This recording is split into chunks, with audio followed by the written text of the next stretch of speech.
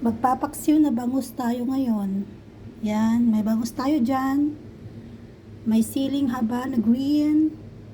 May luya, may bawang, may sibuyas, tsaka may laurel. Let's go! Ayan, hindi ko muna binuksan yung kalan guys. Mamaya na. Ilagay muna natin yung mga sangkap. Una ilagay natin yung isda. Hinugasan ko na dyan yung kamay ko. Yan, minarinate ko na siya ng salt tsaka pepper.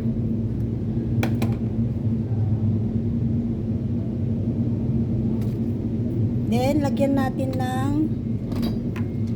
patis.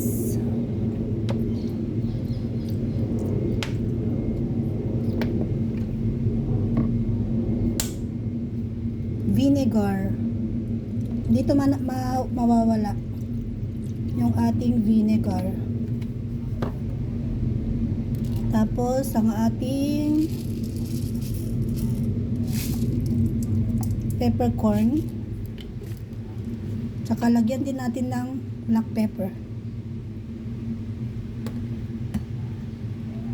Tapos, lagyan ng kunting asin. Tsaka natin ilagay ang ating mga ingredients na yan. Luya.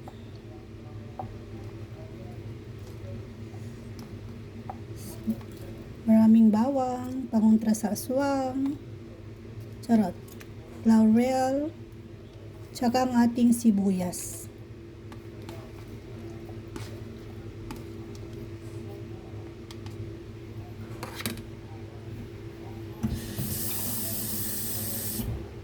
Tapos lagyan natin ng isang basong tubig.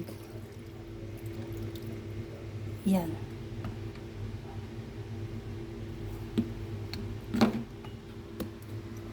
Tsaka natin buksan. Ayan. Medium fire lang siya. Okay. Ganito rin ba kayo? Magluto ng paksiw na bangus guys.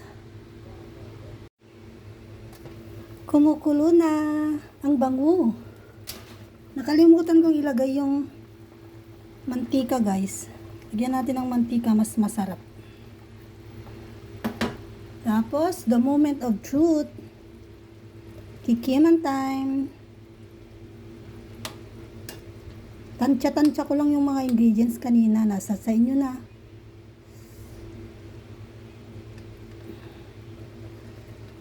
Try ko baliktarin yung fish. Hindi pa siya masyadong luto. Para hindi siya madurog. Yan. Ang bango.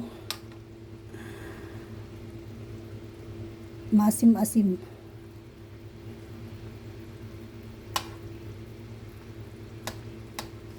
Dinamihan ko talaga yung tubig guys kasi gusto ko siyang maging sabaw sa aking kanin.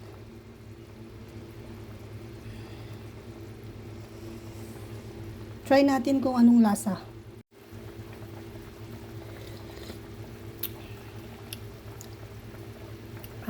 Sakto lang, sarap.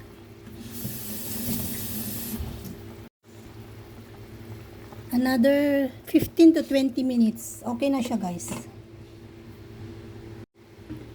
Yes, ready to eat. Okay na ang ating paksiw na bangus. Okay na yan sa akin guys. May kunting tubig. So, ayun lang. Bye-bye.